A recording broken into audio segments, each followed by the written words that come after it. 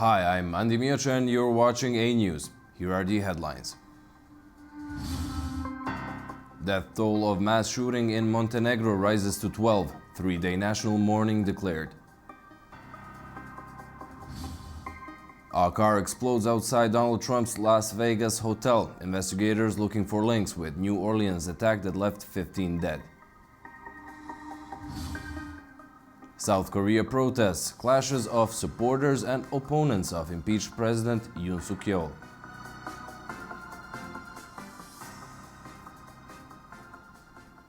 Thank you for tuning in. 3 days of mourning have been declared in Montenegro after a man killed 12 people, including 2 children, and wounded 4 others in Cetinje. The suspect, Aleksandar Martinovic, faced with the police, shot himself in the head and died on the way to the hospital. At least 12 people, including 2 children, were killed in a mass shooting in Cetinje, Montenegro. The violence began in a restaurant in the historic capital of Cetinje, where a verbal argument escalated into a shooting, according to police and local media. The attacker, identified as 45-year-old Aleksandar Martinovic, initially killed several people inside the restaurant, including members of his own family and the children of the restaurant owner. He then exited the premises and continued shooting in the street, killing 2 children, police sources reported. Authorities confirmed that the gunman fled the scene but was later surrounded by police. Despite attempts to persuade him to surrender, he fatally injured himself. According to police, the suspect received a suspended sentence in 2005 for violent behavior and has appealed his latest conviction for illegal possession of weapons. Local media have reported he was known for erratic and violent behavior. Ali kad vi vidite policiju da konstantno znači patrolira čak I ovdje na We saw the police constantly patrolling even here in our street. They were also over there at the embankment and that house there, and I saw that they searched the house using lamps. After about 5 minutes last night in the late evening, when we saw the police, they announced that the murderer had been apprehended. Kad smo vidjeli policiju, onda je Ja jutros kad sam vidio na televiziju beogradsku. This morning when I saw it on TV, it's a tragedy, it's hell. I knew him. He was good as a friend, but I don't know what happened to him. Interior Minister of Montenegro Danilo Saranovic attributed the incident to disturbed interpersonal relations, while Montenegrin Prime Minister Milojko Spajic expressed deep sorrow, calling the event a terrible tragedy. He announced 3 days of national mourning to honor the victims. 4 individuals remain in critical condition after being seriously injured during the shooting and were transferred to a hospital in Podgorica for emergency surgery. I can tell you that 3 patients, 2 men and 1 woman who are receiving hospital treatment are in stable condition as of this morning. They underwent surgery last night and are currently in the wake-up phase after being disconnected from the ventilators. The 4th patient's situation is extremely critical. He sustained a head injury, and neurosurgeons and other surgical teams operated on him starting in the early morning. As mass shootings are uncommon in Montenegro, a small Balkan nation with a population of about 600,000, the incident has shocked the country. 10 people were wounded in a shooting outside a New York City nightclub while they were waiting to get into a private event, local police said. About 15 people were standing outside a Mazura nightclub in Queens when 4 men on foot approached the group of 16 to 20-year-olds. 3 or 4 men opened fire on the group, New York Police Department Chief of Patrol Philip Rivera said. About 30 shots were fired before the gunmen fled on foot. 6 women and 4 men were taken to hospitals with non-life-threatening injuries. The motive was not immediately known, but Rivera said that the shooting is, quote, not terrorism.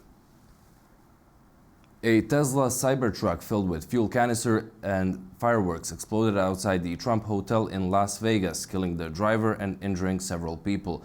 The FBI is investigating whether the explosion is tied to terrorism. A Tesla Cybertruck exploded outside the Trump International Hotel in Las Vegas on Wednesday, killing the driver and injuring 7 others. The FBI is investigating the blast as a potential act of terrorism, especially following a similar incident earlier in New Orleans, where a truck attack killed 15. Eyewitness videos captured the explosion, sending flames and smoke into the air. Authorities later found burned canisters inside the truck, suggesting explosives may have been involved. Tesla CEO Elon Musk confirmed on social media platform X that the explosion was caused by large fireworks or a bomb in the truck's bed, not the vehicle itself, and that all vehicle telemetry was positive at the time. The Cybertruck had been rented through the car-sharing service, and the driver's identity has not yet been revealed. FBI and local police are working to determine if the events in Las Vegas and New Orleans are connected.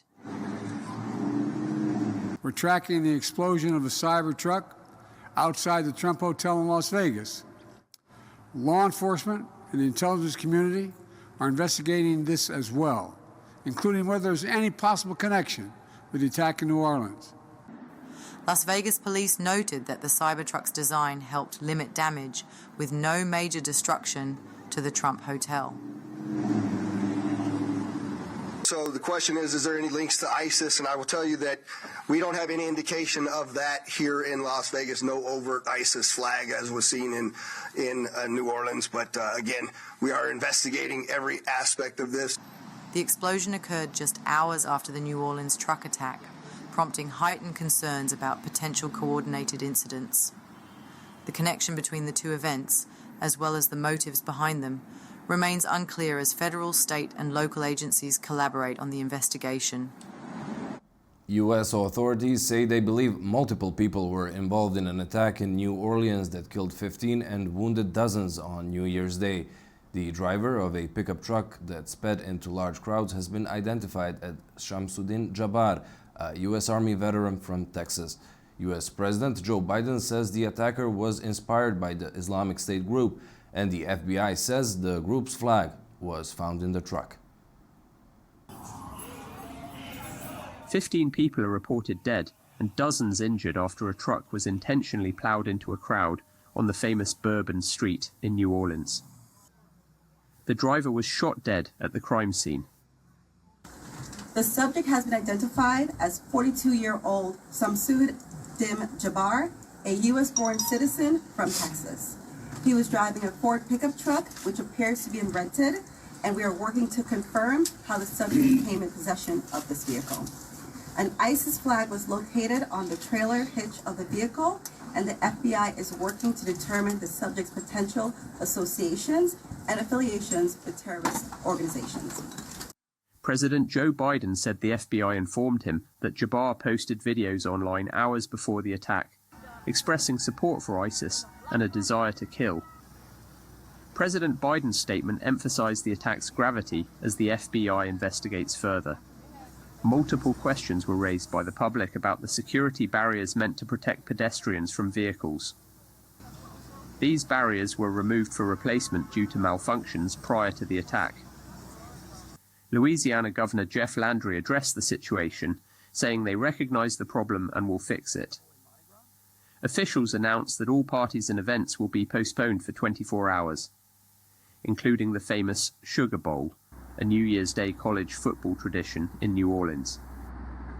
The German government condemned a series of incidents on New Year's Eve in which police officers and firefighters were attacked and injured, mostly with fireworks. 5 people have been killed across Germany in accidents involving fireworks. In Berlin, 400 people were arrested after confrontations and attacks on police officers over the course of the night that left 30 policemen and 1 firefighter injured. Hundreds of police officers from all over the country had been deployed to the German capital to prevent further violence. Day earlier, German police and firefighters unions called for a nationwide ban on private fireworks.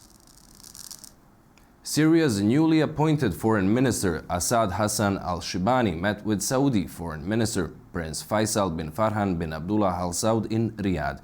This is Syria's foreign minister's first official visit abroad. Shibani headed the Syrian delegation that included Defense Minister Murhaf Abu Kasra.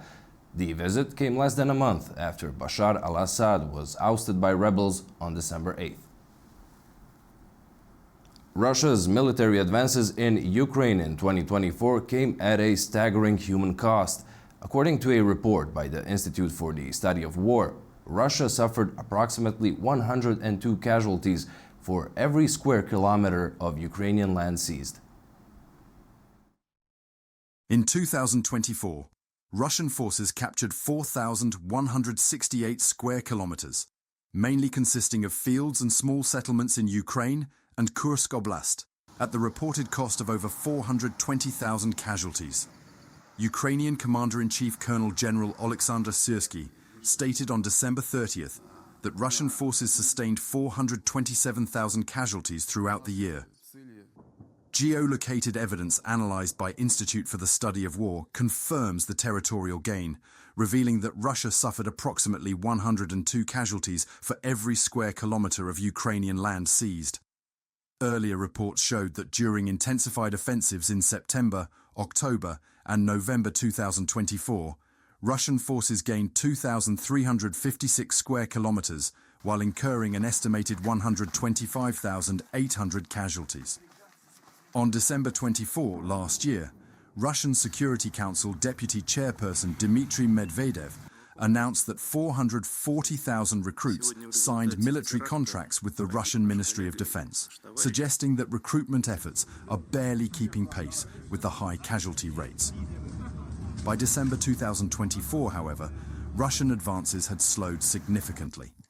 Institute for the Study of War reported that Russian forces captured 593 square kilometers in December, advancing about 18 square kilometers per day, down from 28 square kilometers per day in November. Despite this reduced rate of advance, daily Russian casualty figures remained high. The Ukrainian General Staff reported an average of 1,585 Russian personnel casualties per day in December, marking the fourth consecutive month of record-high daily casualty rates. Syrsky noted on last year, December 30th, that Russian forces experienced 1,700 daily casualties over the past week, further highlighting the surge in losses even as their progress slowed. From September to November, Russian military command tolerated unprecedented casualty levels to secure larger territorial gains, but it remains uncertain whether such losses can be sustained as Russian forces encounter more heavily fortified settlements like Pokrovsk. In February 2025, it will be 3 years since the war has started. On the Russia-Ukraine war and what can 2025 bring, we're talking to Nuno Vanon Martins, political analyst coming to us live from Lisbon. Nuno, hi, thank you for joining us. Let's start with some data we got from the Institute for the Study of War. Their report finds that some 4,000 square kilometers were gained by the Russians at the cost of over 420,000 casualties in the past year. We heard Moscow saying in December that it enlisted 440,000 soldiers in 2024. How long would you say that Russia could keep this up, especially given the decline in the rate of advances? Hello, good evening. Thank you very much for the invitation and Happy New Year. So the first thing we have to see is that there is an ability by Ukraine to stop the Russian invasion. That's the first thing that we have to notice, which probably became because of the West's ability to give Ukrainian forces material to defend themselves. The second thing is the question that you asked me is more about how the Russian government will be able to explain to its own population the comparison between how many people die with the number and the size of territory they are taking outside Ukraine. And this is a problem. It will be a problem in the long term. We don't know exactly when this problem will start, but I don't think that if things don't change in the next 6 months, they can continue like this. It's clear also that, on a second point in my thought, that the Russian administration is waiting for the new American administration to take place later this month. And this also might change, whatever it means, also might change the pattern here. Maybe this is a tactic by the Russian government. Maybe this is not. Whatever it will take, I think it's a very bad comparison between the casualties and the territory that was taken by the Russian forces in Ukraine. Therefore, I do believe that the Russian population will not accept this in the very long term. The government is facing some other difficulties, but starting this year, Moscow is no longer giving prisoners who volunteer to fight in Ukraine the one-time enlistment bonus. How far do the financial incentives drive the recruitment in Russia, and is this cost-cutting a direct consequence of the economy in Russia? Ruble is not doing well against the dollar. Inflation is at 9.5% and they have high interest rates. Look, a strong government cannot show its population that they are rewarding prisoners with a nice salary in change of going to fight in a war that everybody in Russia says that it's a moral war. So therefore, there is a very strong opposition. Let's put it like this: it's not a very good figure, but it's also true that it's very difficult to get Russian troops from the non-Russian non-army to join the army and to fight in Ukraine. So which means that this contradiction, if you add also what you said about the economical crisis, which is starting to have in Russia, it's becoming a little bit more complicated to raise people to fight in Ukraine on the Russian side. This is why the agreement with North Korea make some North Korean army people to go and to fight from the Russian side. So we have, again, I think here we'll see exactly the same thing. This will be a problem in the long term if things don't change in the war. I do believe that there will be a fatigue by the population if they don't see the results of the war. This war cannot continue eternally. And also we are achieving a moment, which is the moment of the First World War, where there is clearly the time of the acceptance of the war is going to fade away within the Russian population. Well, the war keeps continuing, and the AnewZ estimates that Russian forces would require over 2 years to seize just the remainder of the Donetsk Oblast at their 2024 rates of advance, but with three big ifs. If all their advances were confined to Donetsk, if they could maintain the same tempo in large urban areas, and if Ukrainians do not conduct any significant counterattacks. What do you make of this assessment? The assessment is very clear. When you have an assessment with so many ifs, probably the assessment is not going to take to be an end result. And also, following what I just said before, all of this together, it makes a very difficult, or at least a very challenging situation, not only for the Russian army, but also for the Russian regime to continue. Because as you said, and you said it well, the war continues. The war is not producing what it should have produced in the past 3 years. We are in a strained position, in a strained moment where the Ukrainians let and could have, and by saying this, I'm not saying this to show that the Ukrainians got a lot of success, despite the fact that they entered the Russian territory, but with some abilities and some of the things that they receive from the West, they managed to contain at least some of the Russian successes. And I do believe that these three ifs will fade away with, at least with an agreement with the new American administration, with the Trump administration, and to see what is going to happen at the end of the day. It's going to be more or less the new Trump administration policy that will make a new way for the war, in my view. AnewZ also said, citing Western and Ukrainian sources, that the Russian military command had two major goals for 2024, seizing the entire Donetsk Oblast and making a buffer zone in northern Kharkiv Oblast during the year, but they failed to accomplish both, and that they shifted their focus to the city of Pokrovsk in the Donetsk region where fights are going on right now. What could its capture or successful defense bring in this moment? Again, this is these small conquests or small fights are not going to change the big path that the war is taking at this moment. We can discuss, and I'm not an expert on the field, on the army, and on the warfare of the war, but we can discuss the advances and the backsteps of both armies. However, this doesn't change in a big way, in a big picture, the whole situation of the war and the whole situation of what is going to be the future. I think the future of this conflict, again, will be taken away both by decision of the Trump administration policy, also, I forgot to say, also by the Pentagon, and also by an agreement between the Pentagon and the Russian army, most probably I think in February, March. Well, Ukrainians are holding in Kursk, and as you mentioned, Donald Trump comes back to the White House in some 20 days. Trump promised to quickly end this war. What do you expect in the near future? Trump maybe turning hands? Is it time for the negotiating table? Nobody knows what does it mean to end the war.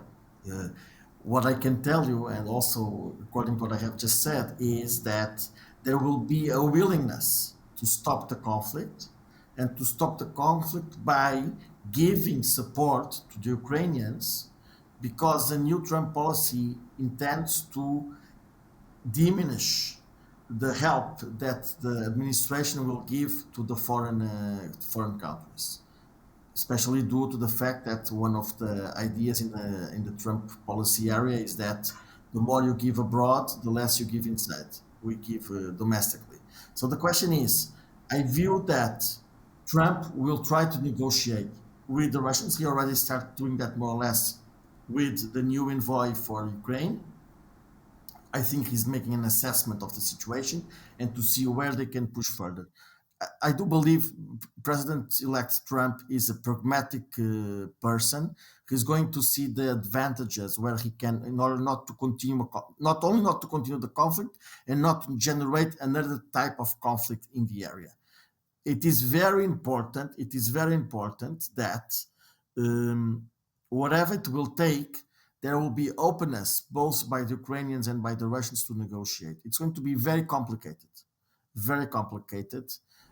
Somehow negatively we see some trauma in how the Ukrainians will see the future, because the willingness to accept some of the Russian conditions will be very low by the Ukrainian side. Thank you so much for joining us and sharing your insights and opinions. Thank you. In other news, over in South Korea, protests near the presidential residence continued with clashes of supporters and opponents of impeached President Yoon Suk-yeol. The protests were sparked by a court's approval of a warrant for his arrest related to his controversial attempt to impose martial law.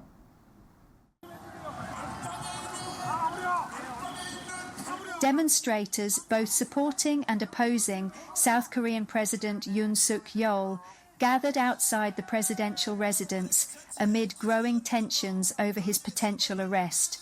Yoon, facing an unprecedented arrest over his controversial attempt to impose martial law, has become the centre of a political storm. Pro-Yoon supporters argued that any attempt to arrest the president would be illegal, while anti-Yoon protesters demanded that he resign and accept his arrest as soon as possible to resolve the ongoing political crisis. So we gathered here, protect our president. The other party, they tried to arrest him, which is really illegal. So here we like to show our just citizens' power. So now time is all legal thing is gone in Korea. So only we have to protect our country with our citizens' power. 윤석열은 즉각 하야하라! 즉각 구속하라! 즉각 구속하라! 투쟁! 공수처에서 The Corruption Investigation Office for high-ranking officials is trying to arrest President Yoon Suk-yeol, but he's saying he won't accept being arrested. This does not make sense. We are here today to express our wish that he quickly accepts his arrest faces detention, and steps down as soon as possible to bring an end to the current political turmoil. 끝내주기를 우리는 바라는 뜻에서 이 자리에 나왔습니다. On Tuesday, a South Korean court approved an arrest warrant for President Yoon Suk-yeol, making him the first sitting president in the country to face potential detention. The warrant stems from allegations that Yoon tried to orchestrate an insurrection by imposing martial law during political unrest. The Corruption Investigation Office is leading the probe, with a joint team of police and prosecutors tasked with executing the arrest by Monday. However, questions remain about the logistics of the arrest, given previous attempts by Yoon's security to block access to his office and residence. In the United Kingdom, Manchester experienced severe flooding after heavy overnight rain, leaving roads submerged and cars abandoned. Downpours, which began on New Year's Eve, left huge swathes of Greater Manchester underwater. Over 100 residents in the area have been evacuated. Hundreds of homes were also left without power. 16 flood warnings remain in force around Greater Manchester. Russian officials warned of severe environmental damages. Thousands of people came out to clean up tons of fuel oil that spilled out of two storm-stricken tankers more than 2 weeks ago in the Kerch Strait. More than 10,000 people, largely volunteers, raced to rescue wildlife and remove tons of sand saturated with mazut, a heavy, low-quality oil product. It's estimated that up to 200,000 tons of soil and sand may have been contaminated. Officials of the Krasnodar region last week announced a region-wide emergency as the fuel oil continued washing up on the coastline 10 days after one tanker sank and the other was left damaged and adrift on December 15th.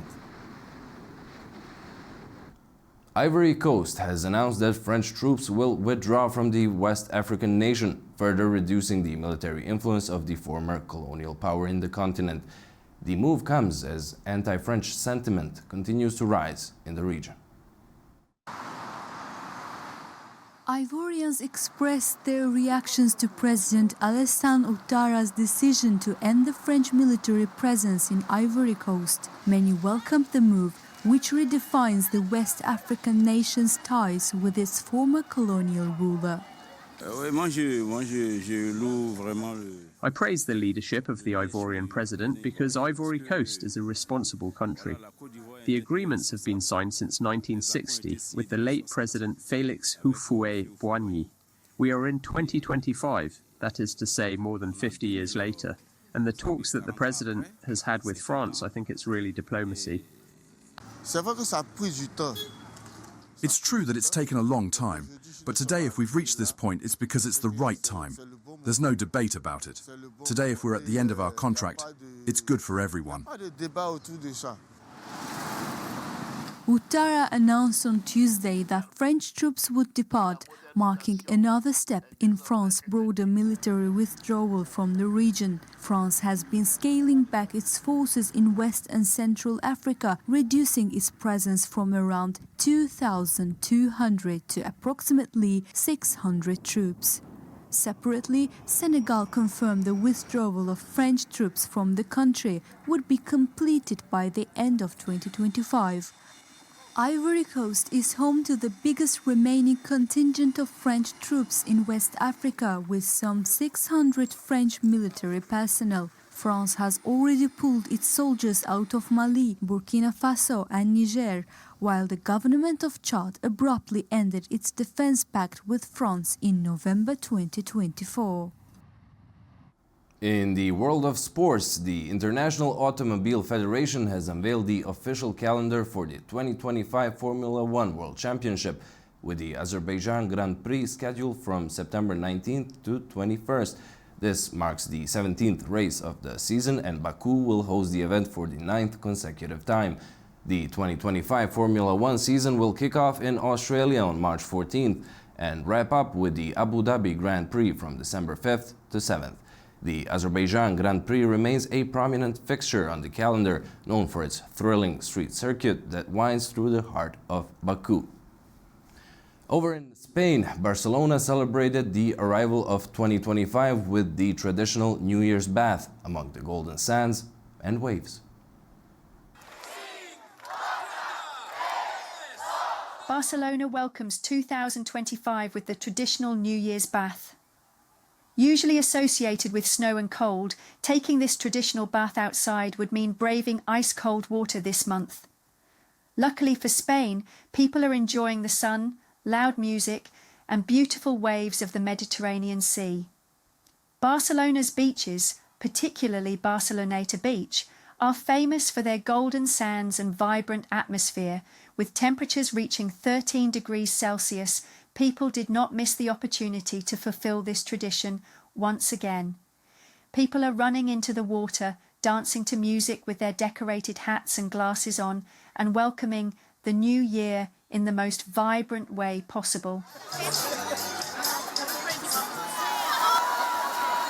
Locals, alongside foreigners, are getting the best out of the holiday. I'm actually feeling warm. It's actually not that cold. Starting the year in the ocean, which is nice. The truth is that for me it's very joyful and very fun, and it is also very nice to feel everyone's company.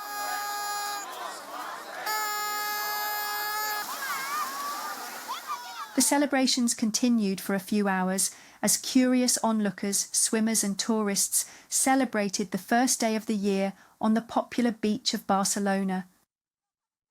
Well, that's all from us for now. Thank you for watching and stay tuned.